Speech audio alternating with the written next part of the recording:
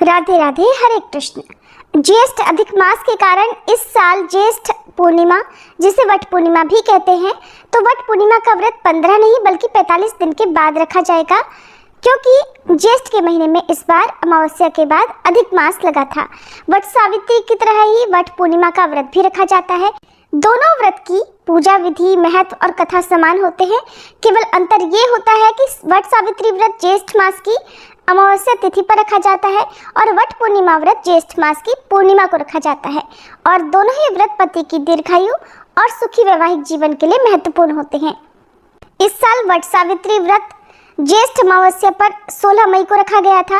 ऐसे में 15 दिन बाद 31 मई को वट पूर्णिमा का व्रत होना था, लेकिन इस वर्ष अधिक मास या पुरुषोत्तम मास का संयोग बना है, जिस कारण से 15 दिन नहीं बल्कि 45 दिन के बाद महिलाएं वट पूर्णिमा का व्रत रखेंगी। सबसे विशेष बात, इस बार वट पूर्णिमा के दिन ही भद्रा भी लग रही है और पूर्णिमा की तिथि 2 दिन पड़ रही है। उदय तिथि के अनुसार पूर्णिमा का व्रत स्नान दान कब किया जाएगा, आइए जानते हैं।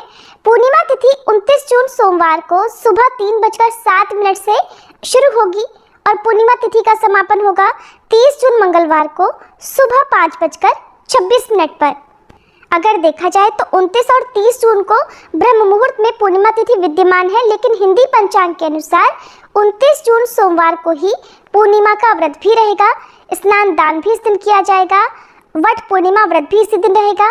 श्री सत्यनारायण व्रत भी इसी दिन किया जाएगा। जो लोग किसी कारण से पूर्णिमा का स्नान सोमवार के दिन ना कर पाए, वो मंगलवार के दिन पूर्णिमा तिथि समाप्त होने से पहले स्नान कर सकते हैं, क्योंकि पूर्णिमा तिथि के दिन पवित्र नदी में, गंगा जी में या फिर सरोवर कुंड आदि में स्नान करने की परंपरा है।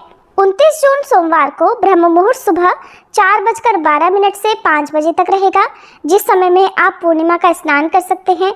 सूर्योदय होगा सुबह 5:48 पर, सूर्यास्त होगा शाम 7:12 पर।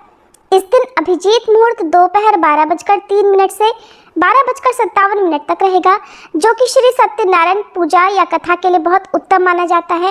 राहु काल सुबह 7:30 से 9 बजे तक रहेगा, तो माताओं बहनों को इस दिन राहु काल लगने से पहले सुबह की पूजा करनी है या फिर राहु काल की समाप्ति के बाद पूजा करना ज़्यादा सही रहेगा। भद्रा काल इस दिन सुबह 5:26 से लेकर शाम 4:16 तक रहेगा।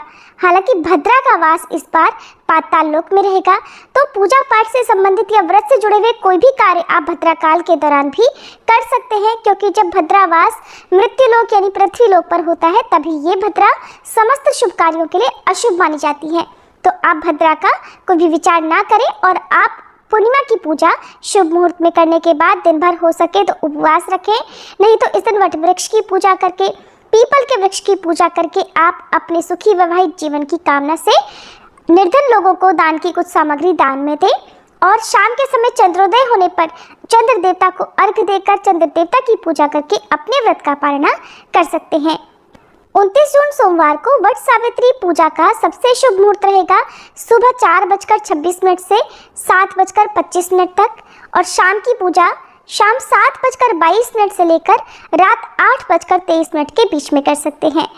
क्योंकि वट पूर्णिमा के व्रत में भी माताएं बहनें जब तक मुख्य पूजा नहीं हो जाती तब तक निर्जल या निराहार रहती हैं, तो ऐसे में सुबह जितनी जल्दी हो सके आप उस समय पूजा कर सकते हैं। अगर हो सके तो राहु काल लगने से पहले या राहु काल की समाप्ति के बाद भी आप पूजा कर सकते हैं। और 29 जून सोमवार को चंद्रोदय होगा शाम 7:02 पर। इस समय के बाद से आप चंद्र देवता को अर्घ्य देकर पूजा कर सकती हैं, और जिन माताओं बहनों ने व्रत रखा है वो व्रत का पालना कर सकती हैं। ये थी आज की वीडियो। उम्मीद है आपको पसंद आई होगी।